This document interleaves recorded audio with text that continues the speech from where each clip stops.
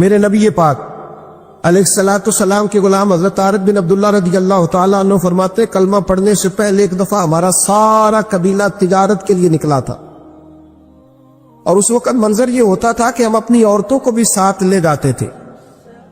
6 مہینے سفر کرنا ہوتا تھا، اونٹ گھوڑے ہم بیچا کرتے تھے، عورتیں بھی ساتھ رہتی، کھاتے بھی پکاتے بھی۔ کہتے ایک سفر سے ہم واپس آ رہے تھے تو مدینے کے باہر صحرا میں ہم نے پڑاؤ کیا، اکیلے رسول پاک صلی اللہ علیہ وسلم، کہتے نبی پاک تنے تنہا اکیلے، حضور نہ سیر کرتے کرتے ہمارے قافلے کے پاس سے گزرے، خیمے لگے تھے، پڑاؤ کیا، محبوب تشریف لے آئے۔ کہتے حضور سید عالم صلی اللہ تعالی وسلم تشریف لائے، کوئی قبیلے میں سے قافلے میں سے حضور کو جانتا نہیں تھا۔ ایک سرخ رنگ کا اونٹ تھا ہمارے سردار کا جو بکنے سے رہ گیا تھا، بڑا خوبصورت۔ کہتے نبی پاک کو پسند آ گیا۔ حضور پوچھنے لگے تم کون ہو؟ کہا جی مسافر ہے۔ کہاں سے آئے ہو؟ فلاں جگہ سے آئے ہیں۔ کس لیے آئے ہو؟ ہم تجارت کی غرض سے نکلے۔ اونٹ بیچو گے؟ بیچنا ہے۔ کتنے کا سودا طے ہوا؟ اس نے کہا اتنے لینے، حضور نے کہا اتنے دینے، اب بات طے ہو گئی۔ کہتے ہیں لگام حضور نے پکڑی اور فرمانے لگے وہ سامنے میرا شہر ہے جس کا نام مدینہ، وہ میرا شہر ہے، میں ابھی مدینے جاتا ہوں، اپنے غلام کو بھیجتا ہوں اور تمہیں آ کے نہ قیمت دے جاتا ہے۔ محبوب گھوڑے کی لگام تھا، اونٹ کی لگام تھا، میں نکیل تھا، میں اونٹ تھا سرخ رنگ کا۔ حضور لے کے جب نکلے نا، تھوڑا سا چند قدم آگے گئے تو ان میں سے ایک شخص بولا، کہنے لگا سردار آپ سیانے لوگ ہیں، سمجھدار ہیں، اس شخص کا نام پوچھا آپ نے؟ قبیلہ پوچھا ہے؟ ایڈریس کا پتہ ہے؟ پتہ ہے کہاں رہتا ہے؟ اتنا قیمتی اونٹ دے دیا۔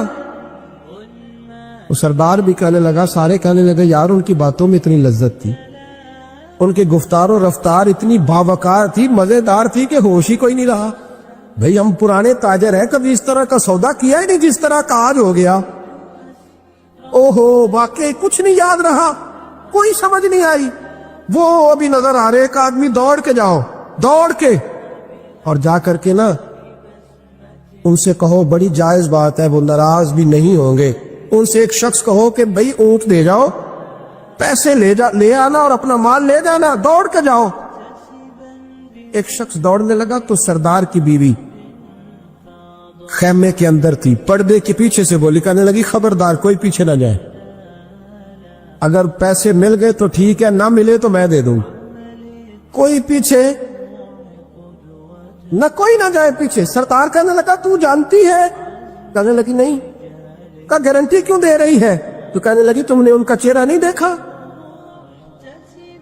تم تو سودے کر رہے تھے، میں پردے کے پیچھے سے دیکھ رہی تھی۔ پیر مہر علی شاہ صاحب کو کسی نے کہا تھا نبی پاک کا حلیہ بیان کرے، بتائے حضور کے کان مبارک کیسے تھے، آنکھیں کیسی تھی، ناک مبارک کیسی تھی، بینی مبارک کیسی تھی۔ تو پیر مہر علی شاہ صاحب کہنے لگے کوئی مثل نہیں ڈھولن دی، کہنے لگے مجھ سے نہیں بیان ہوتا حضور کا حلیہ، کوئی مثل نہیں ڈھولن دی، تو چپ کر مہر علی، ایتھے جا لیو بولن دی، بس کر، تو بیان کر سکتا ہے اتنی طاقت؟ اعلیٰ حضرت نے کہا لم یاتی نذیر کپی ناظر مثلے تو نشد، پید آ جانا۔ کہا حضور مثال تو تب آپ کی بنے گی نا، کوئی آپ کی طرح کا پیدا تو ہوگا، تبھی مثال بنے گی، تو جب ہوا ہی نہیں تو مثال کیسے بنے گی؟ کہنے لگی کوئی نہ جائے، نہ پیسے آئے تو میں دے دوں گی۔ میں تو پردے کے پیچھے سے دیکھ رہی تھی، ان کے چہرے کا وقار دیکھا، ان کی آنکھوں کی روشنی دیکھی، ان کے لفظوں کا حسن دیکھا۔ تم 50 باتیں کرتے تھے، وہ ایک جواب دیتے، اور گنے چنے لفظ بولتے تھے، ان کی سادگی کا وقار دیکھا۔ جانے دو، نہ پیسے آئے تو میں دوں گی۔ کہتے حضور گئے، تھوڑی دیر کے بعد ایک کالے رنگ کا حبشی غلام آیا، پیسے بھی پکڑے اور اپنی چادر میں نا کھجورے باندھ کے تو پیچھے ڈالی ہوئی، اور دیہاتی لوگ پیچھے نہیں ڈال لیتے، کھجورے ڈال کے پیچھے۔ کہتے ہیں وہ آئے اور ان کی آنے کا انداز بھی بڑا نرالا تھا۔ کہتے ہیں وہ جھومتے جھومتے اللہ کا ذکر کرتے، اللہ الصمد کرتے پہنچ گئے، اور آگے کہنے لگے تم سے میرے نبی نے اونٹ خریدا؟ تم سے؟ کہا ہم سے خریدا ہے۔ کہنے لگے یہ تمہارے پیسے؟ اور پھر چادر کھول کے صحرا پہ بچھا دی، کہنے لگے یہ تمہارے پیسے، اور کھجورے کھاؤ، میرے نبی نے تحفہ بھیجا ہے، کھاؤ، حضور نے تحفہ بھیجا ہے۔ تو وہ سردار کی بیوی اوٹ ہٹا کے کہنے لگی وہ کالے رنگ کے اکشی گلاب انہیں کھجوریں کھلا، اور مجھے اس عزت والی ماں کا نام بتا جس کے گھر میں ایسا لال پیدا ہوا، انہیں کھجوریں کھلا، اور مجھے اس عظمت والے باپ کا نام بتا جس کے گھر میں ایسا پھول کھلا ہے، وہ قبیلہ تو بتا تو صحیح، وہ کون تھے؟ 2 گھڑیاں رکے ہیں پر خوشبوئی پھیل گئی ہے، رنگ ہی بدل گیا، تار کوئی مثل نہ ڈھولن دی، تو چپ کر مہر علی ایتھے جا نہیں بولن دی۔ ایک روایت میری نظر سے گزری، اور کیا ہی انداز ہے، امام زرقانی نے لکھی، ایک صحابی ہیں حضرت ابو قرصافہ رضی اللہ تعالیٰ عنہ، حضرت ابو قرصافہ رضی اللہ تعالیٰ عنہ فرماتے ہیں میں چھوٹا تھا، میری اماں اور میری خالہ مجھے ساتھ لے گئی، میں نے کہا کہاں جانا ہے؟ کہنے لگے آؤ نبی پاک کا کلمہ پڑھنے جانا ہے، پڑھیے درود شریف صلی اللہ، سارے پڑھیے، پھر پڑھیے ایک دفعہ صلی اللہ تعالی علیہ، حضور کا ذکر ہو تو فوراً درود پڑھنا چاہیے۔ نبی کریم علیہ السلام کی بارگاہ میں نا میری خالہ اور میری اماں دونوں مجھے ساتھ لے گئی کلمہ پڑھنے، کہتے ہیں جب ہم حضور کی بارگاہ میں پہنچے، کلمہ پڑھا، واپس آئے تو میری اماں اور میری خالہ آپس میں بات کرنے لگی، میری خالہ کہنے لگی تو نے دیکھا ہے ان کا بولنا کتنا مزیدار، میری خالہ کہنے لگی تو نے تو وہ دیکھا لیکن وہ جو غلام آیا تھا اس کے ساتھ ان کا رویہ کتنا پیارا تھا، تو نے دیکھا جب وہ کھانا کھا رہے تھے تو پہلا خیال انہوں نے ہمارا کیا، بار بار وہ ان کا ذکر کرتی، کہتے آپس میں حضور کی شانیں بیان کرتی، میری اماں بھی میری خالہ بھی۔ بالآخر بات لمبی ہو گئی تو میری اماں بولی، کہنے لگی بس کر، ہم کتنی عظمتیں بیان کریں گے، مجھے تو 3 باتیں سمجھ میں آئی ہیں۔ کتنی؟ 3 باتیں مجھے سمجھ میں آئی ہیں۔ کہا وہ کیا؟ تو کہنے لگی ما رأینا مثل ھذا الرجل احسن وجھا ولا القى صوبا ولا البنا کلاما، کہنے لگی مجھے تو 3 باتیں سمجھ میں آئی ہیں کہ نہ اتنا خوبصورت چہرے والا کوئی شخص دیکھا ہے، اور نہ اتنے صاف کپڑوں والا کو دیکھا ہے، اور نہ ہی اتنی میٹھی بولی بولنے والا کوئی دیکھا ہے۔ 3 باتوں کی کمال ہے، ظاہری حسن بھی کمال، کپڑوں کی صفائی بھی کمال، اور رسول پاک کا بولنا بھی کمال، لب و لہجے میں مٹھاس بھی خوبصورتی والی۔ یہ اصل حسن ہے کہ ظاہرت بھی انسان بڑا منزہ ہو، باطناً بھی بڑا صاف ستھرا ہو۔ میرے رسول پاک علیہ الصلوۃ والسلام کا طریقہ مبارکہ پتہ کیا تھا؟ حضور صلی اللہ تعالی علیہ وآلہ وسلم جب مسجد میں نماز پڑھ لیتے تو حضرت جعفہ رضی اللہ تعالیٰ عنہ فرماتے، بخاری کی حدیث ہے، فرماتے میں مدینہ شریف میں آیا تو حضور نماز پڑھ لیتے تو صحابہ نبی پاک کے پاس آتے اور حضور کا دست مبارک پکڑ کے پہلے چومتے پھر چہروں پہ ملتے، پہلے چومتے پھر چہروں پر۔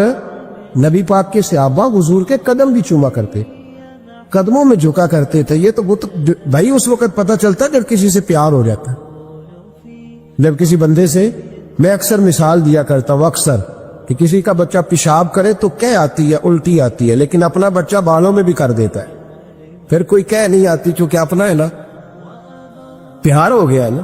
اب وہ کیفیت جب کسی سے محبت ہو جاتی ہے نا تو کچھ چیزیں صرف سمجھنے کی نہیں، کچھ چیزیں ایسی ہوتی ہیں جو محسوس کرنے والی ہوتی۔ اس نے کہا تھا عشق ایک ڈھونگ ہے، میں نے کہا تجھے عشق ہو خدا کرے، پھر کوئی تجھے اس سے جدا کرے، تو اسے تسبیحوں پہ پڑھا کرے، تو اسی کا نام جپا کرے، تو گلی گلی پھرا کرے، پھر میں کہوں کہ عشق ایک ڈھونگ ہے اور تو نہیں کہا کر، پھر میں کہوں کہ عشق ایک ڈھونگ ہے اور تو، اس نے کہا تھا عشق ایک ڈھونگ ہے تو میں نے کہا تجھے عشق ہو خدا کرے۔ بھائی یاد رکھو جب انسان کو محبت ہوتی ہے تو پھر اس کے انداز بدل جاتے ہیں، اس کے طور طریقے تبدیل ہو جاتے ہیں۔ وہ میں اکثر ایک بات کہا کرتا ہوں، میں کہتا ہوں بچہ باہر سے برگر کھا کے آ جاتا ہے رات، اماں کہتی بیٹے روٹی کھا لو، کہنا دوسرا گوبھی پکائی میں نہیں کھانی، حالانکہ برگر کھا ہے، دور سے کھا ہے، تو اماں اس کو کہتی ہے پھر میں سوئیاں نہ بنا دو تھوڑی سی اپنے بیٹے کو، فٹافٹ چاول نہ تجھے ابال دوں، ساتھ میں باریک دال بنا دے، تو کہتا نہیں میری مرضی کا پکاتے ہی نہیں، میں نے نہیں کھا ایسے۔ اب ابا جو ہے نا، ابا وہ اماں کو سمجھا رہا، کہتا چھڈ پرا، بھوک لگے گی تھی آپ ہی کھا لے گا، تو نہ ایڈی ٹینشن ہے، ایمی پہ تینوں ستاندہ ہے۔ اماں کیا کہتی ہے؟ کہتی نہیں مجھے نیند نہیں آ کہ کھائے گا تو سکون آئے گا۔ اب اس کو آپ لاکھوں دلیلیں دیں کہ سیانا بیان ہے, بچہ نہیں ہے, 22 سال کا ہے, 24 سال کا, چھوڑ تو کیا کر رہی ہے. لیکن اماں کو کوئی سمجھا سکتا؟ کیوں نہیں سمجھا سکتا؟ کہ اسے اپنے بیٹے سے پیار بڑھا. وہ کیا کرے, وہ مجبور ہے. اس کے دل کی کیفیت اس طرح کی ہے کہ کوئی دنیا کی طاقت اسے سمجھا سکتی؟ سوال ہی نہیں پیدا ہوتا کوئی اسے سمجھا سکے. یہ ممکن کیسے ہو, کیسے سکتا ہے؟ یہ محبت ہے. میرے رسول پاک علیہ السلام کے صحابی حضرت جعفہ فرماتے, میں حضور کی بارگاہ میں آیا تو صحابہ کیا کرتے, نبی پاک کا دست مبارک پکڑتے, پہلے چومتے پھر چہرے پہ ملتے. بخاری ہے. فرماتے میں نے کہا یہ کیا کر رہے ہیں؟ پھر اچانک میرا بھی دل کیا ذرا کر کے تو دیکھو.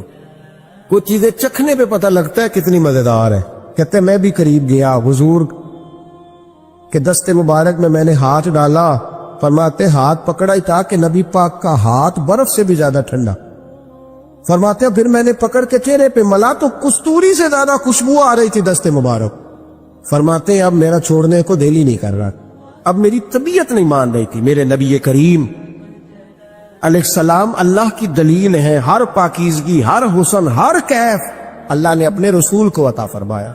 دنیا کی جتنی غلاظتیں تھیں, جب کوئی حضور کے قریب جاتا تھا تو ساری غلاظتیں دور ہو جاتی. کما ارسلنا فیکم رسولا منکم یتلو علیکم آیاتنا ویزکیکم.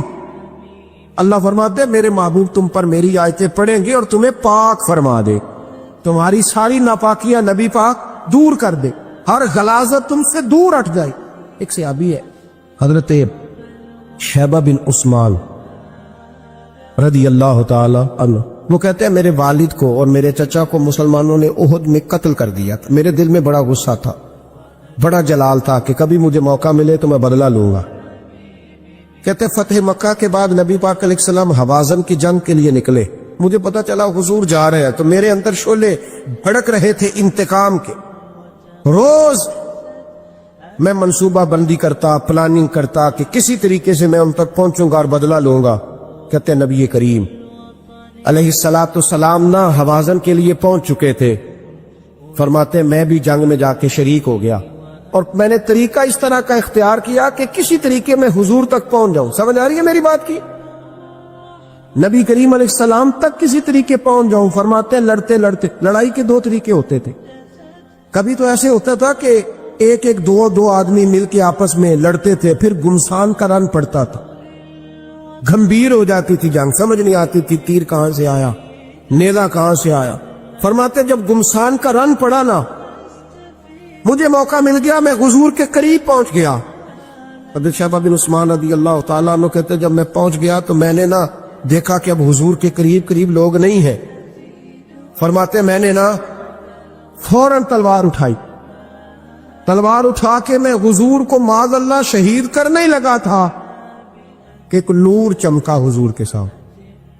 بڑی درود صلی اللہ علیہ وسلم. کہتے ایک نور چمکا, اتنی تیزی تھی اس نور میں کہ میری آنکھیں بند ہو گئی, میرے ہاتھ سے تلوار گر گئی, آنکھیں چندھا گئی میری.